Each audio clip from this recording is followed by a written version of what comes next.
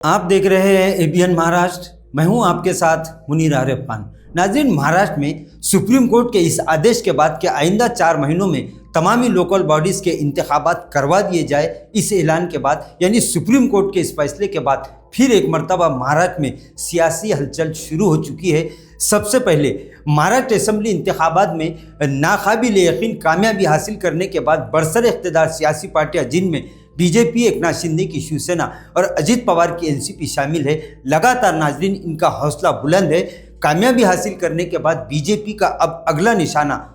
पूरे महाराष्ट्र के होने वाले लोकल बॉडीज़ इंतखाबात है और इसके लेकर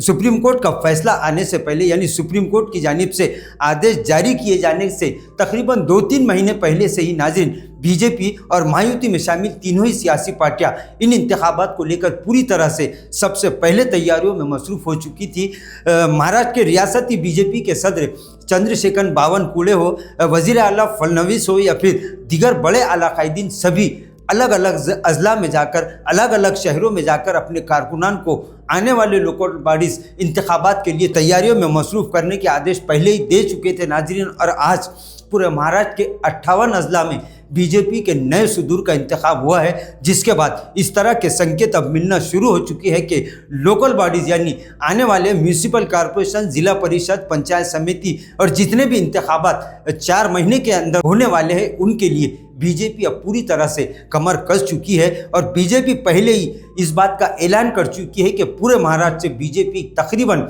13,000 अवामी नुमाइंदों को नाज़रीन कामयाब करने का टारगेट अपने पार्टी के कारकुनान को दे चुकी है। नाज़रीन, वहीं एनसीपी के दोनों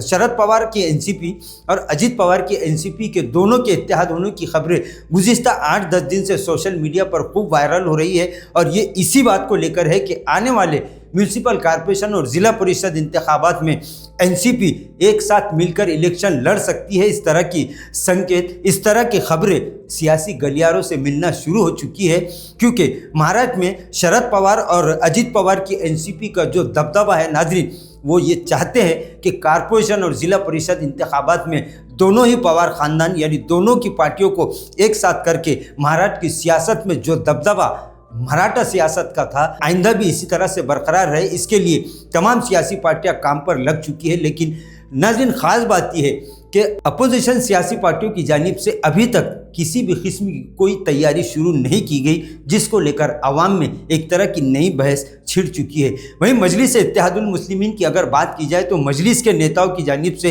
इस तरह के दावे तो किए जा रहे हैं कि इस मरतबा औरंगाबाद म्यूनिसिपल कॉरपोरेशन पर वो अपना झंडा लहराएंगे, यानी मेयर औरंगाबाद का एमआईएम का होगा। लेकिन अगर ज़मीनी हकीकत के नाज़रीन अगर बात की जाए तो तैयारियों में मजलिस इत्तेहादुल मुस्लिमीन का अभी तक कोई आगाज़ नहीं हुआ है। पूरे महाराष्ट्र में मजलिस इत्तेहादुल मुस्लिमीन की जो मजलिस आमिला बर्खास्त की गई थी, किसी भी जगह पर मजलिस आमिला की तश्कील नहीं की गई, जिसके देखकर ये लगता है कि तमाम सियासी पार्टियों में अगर सबसे पीछे तैयारियों में अगर कोई है तो मजलिस इत्तेहादुल मुस्लिमीन है। उसकी ख़ास वजह यह है कि इस वक्त पूरे महाराष्ट्र में मजलिस आमिला नहीं है और ऐसा कहा जा रहा है कि आइंदा 2-4 दिनों में, चंद दिनों में मजलिस इत्तेहादुल मुस्लिमीन के सुप्रीमो और रियासती सदर इम्तियाज़ जलील की जानिब से ओहदेदारान को जिम्मेदारियां सौंपी जा सकती है, लेकिन इसमें कितना वक्त लगेगा ये तो आने वाला वक्त ही बताएगा। वहीं ख़ास बात यह है कि आइंदा 4 महीनों में सुप्रीम कोर्ट के आदेश के मुताबिक रियासती हुकूमत और रियासती इलेक्शन कमीशन को महाराष्ट्र में लोकल बॉडीज़ इंतखाबात करवाने हैं, जिसके लिए तमाम सियासी पार्टियां सियासी बिगुल बजा चुकी है। लेकिन वहीं आवाम की नाज़रीन अगर बात की जाए तो आवाम इस मरतबा तब्दीली लाना चाहती है, क्योंकि जिस तरह के मसाइल गुज़िश्ता 10 साल से औरंगाबाद शहर के हर इलाके में देखने को मिल रहे हैं, एक तरह की एक मिसाल है कि जिस तरह से आवाम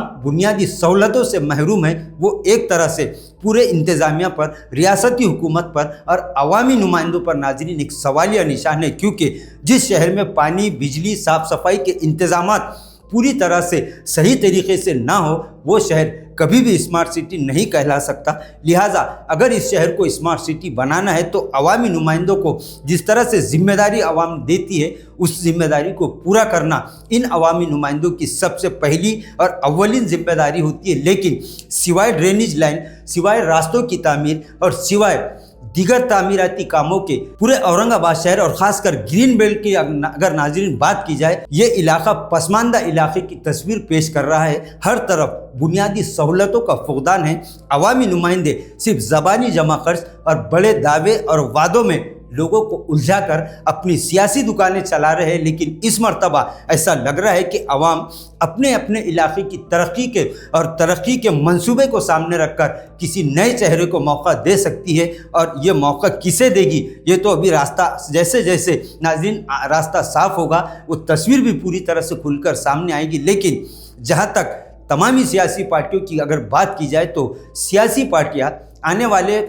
आम इंतखाबात यानी लोकल बॉडीज़ इलेक्शन के लिए पूरी तरह से अब दिमागी तौर पर तैयार हो चुकी है और बहुत जल्द इंतज़ामिया की जानिब से, रियासती हुकूमत की जानिब से और रियासती इलेक्शन कमीशन की जानिब से गाइडलाइन जारी हो सकती है। एक तरफ कारपोरेशन में जो बंद अवामी नुमाइंदों के केबिन थे उन्हें दोबारा खोल दिया गया है, जिस पर तामीरी काम और जिनके रंग और रोगन के लिए भी इंतज़ामिया की जानिब से बजट मंजूर किया जा चुका है। ये इस बात का साफ संकेत है कि जल्द से जल्द कारपोरेशन इंतखाबात की तैयारियों का आगाज़ होगा, यानी सियासी दंगल बहुत जल्द शुरू हो रहा है। अब देखना ही है कि आने वाले कुछ दिनों में रियासती हुकूमत और रियासती इलेक्शन कमीशन कब और किस तरीके से औरंगाबाद म्यूनसिपल कॉरपोरेशन इंतखाबात करवाने की गाइडलाइन जारी करता है, इसी पर सभी की निगाहें टिकी हुई है। नाज़रीन, आज के लिए बस इतना ही। फिर मुलाकात होगी कुछ नई वीडियो के साथ। तब तक के लिए हमें इजाज़त दीजिए। अल्लाह हाफिज़।